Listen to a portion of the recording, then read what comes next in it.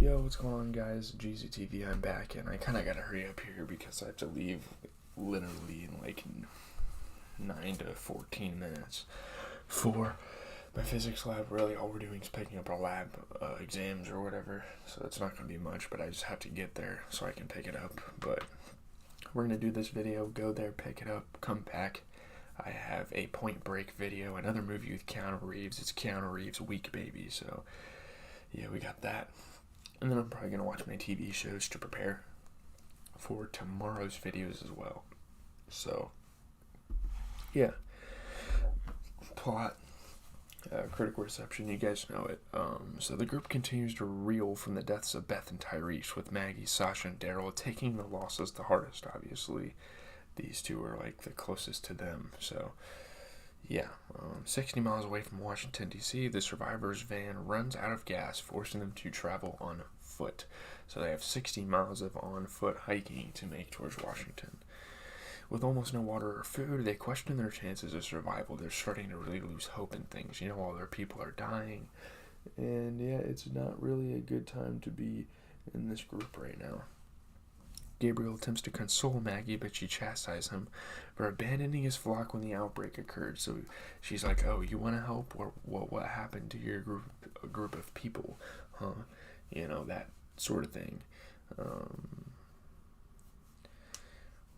Let's see. Carl gives Maggie a broken music box, but she remains detached. Like, she just can't come back to the world. She can't seem to find her way back to reality. She's still dealing with the loss of her sister, right? Rick orchestrates a plan to eliminate the pursuing herd of walkers, which will require minimal exertion from the exhausted group. However, Sasha breaks from the working plan with recklessness that puts others in danger, and Abraham is wounded when Sasha cuts him haphazardly while swinging at Walker. So this group is just kind of falling apart. They're like harming each other, pretty much. Sasha is angrily rebuked by Michonne, who warns her not to end up like Sasha's brother Tyrese. Like, you're going insane, so did your brother. That's why he died, and that's why he wasn't able to survive and make it out. The group find several abandoned cars. In one of the trunks, Maggie finds a tied-up female walker. She had been taken like hostage in a car or something. This video is not going to be long. This episode wasn't super interesting. Glenn kills it for her and later urges her to keep fighting to live. You have to fight. You have to take out these walkers. And obviously she knows her sister is one of these walkers, so maybe that's what's getting in her way.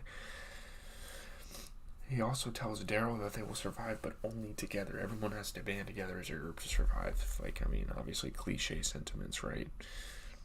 A pack of feral dogs, one a Doberman still wearing a collar, appear and begin to bark at the group. This is interesting. I don't think in like almost 6 seasons of almost 5 complete seasons of The Walking Dead, I don't think we've ever seen them like deal with nature and have to fight off like wild animals. That's kind of interesting. Before the others react, Sasha dispatches the dogs with a silenced weapon, which unsettles the others. They're like, "Really? Why did you kill a bunch of dogs like that?" And yeah, she's kind of acting strange. The group's gonna have to confront her eventually about it. Rick begins to prepare a fire so they can camp out for the night. The group cook and eat the dog meat, but Noah instead stares at the discarded dog collar, probably having a dog as a kid and getting kind of like some bad memories. I don't know. Gabriel throws his priest collar into the fire, signifying his lost faith, which is kind of a breaking character for Gabriel. He's been the one trying to console this group and trying to help them out, but he's lost faith. So, despite comfort from Carol, a grieving Daryl begins to self-harm and when alone breaks down in tears. He just needs some alone time to kind of reflect on what just happened over the last couple of days.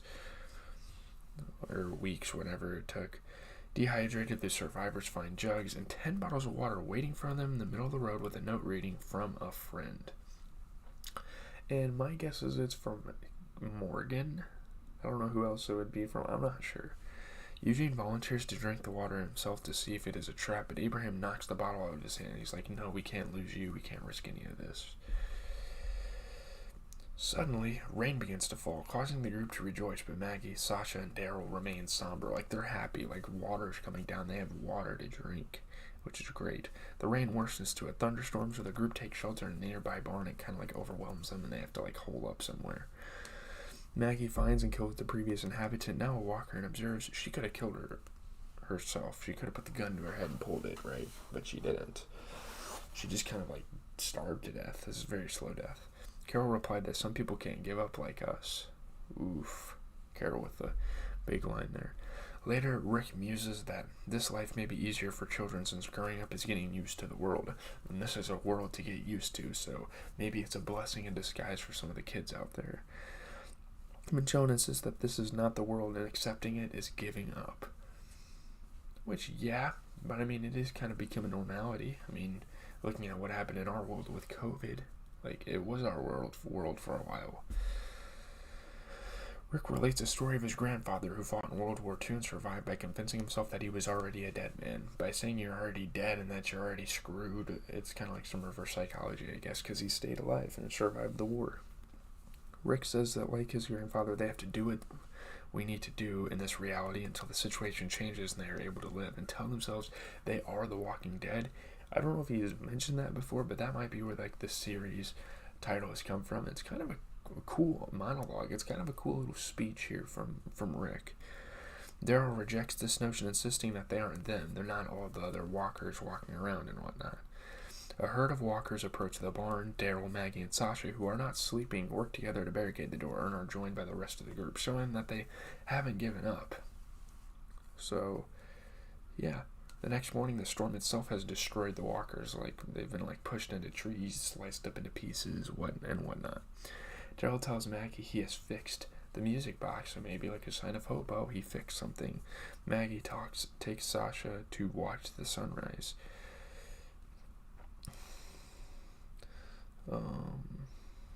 Let's see. Sasha confides that she doesn't know how to carry on, but Maggie says they will. She realizes, like, oh, him fixing the box was a sign of hope. But then the two find the music box still broken, but are suddenly approached by a man named Aaron, who I think is going to become a pretty big character in this series. I think he's a new character, which obviously The Walking Dead's not very good at recycling characters and just bringing back the same type of people back. This guy is played by Ross Morwand, who identifies himself as a friend and asks for Rick by name. He knows who this group is. They point their guns at him suspiciously. They're like, have you been spying on us? Do you know us? Suddenly, the music box begins playing, so maybe some interesting symbolism there. I'm not really sure. Sonequa Martin Green played great as Sasha. I don't really have a whole lot to say. Oh yeah, I do. There's a decent amount of reviews here. Generally positive. You know, the theme of grief was great. The introduction of Aaron at the end was great. The sequences involving the barn, Sasha fueling her rage on the zombies, that was awesome. Yeah, it's contemplative but emotionally satisfying. The episode's themes. Sonequa Martin Green delivered the best performance of the episode. 4 stars on Daily Telegraph. It's kind of mystical. The episode raised interesting questions about whether a life based on survival is little better than being dead.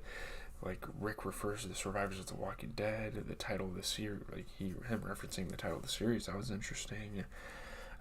While Gabriel may have rejected religion, it was in fact an episode filled with oddly religious, hope-inspiring moments, including the fortuitous arrival of a rainstorm just when the group were struggling with their thirst. A sequence in which Daryl, Maggie, and Sasha held a barn door closed against an onslaught of walkers had a dreamlike, mystical quality. The ending scene is refreshing, that the series is returning to a more plot-driven formula for sure. Rick's speech, the scene with Sasha taking out her rage on the zombies, the introduction of Aaron from the comic book series. If you guys read the comics, I guess he's in the comic books. Those were all great moments.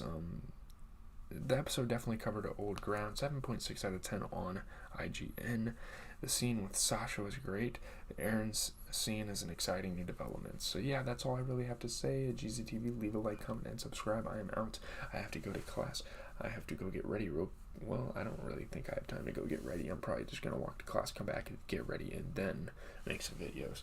So sorry if my hair's a little fucked up. I'm going to go pick up my lab exam, and then I should be back. We'll probably do a Madden grind stream today because Zero Chill came out. A lot of new content.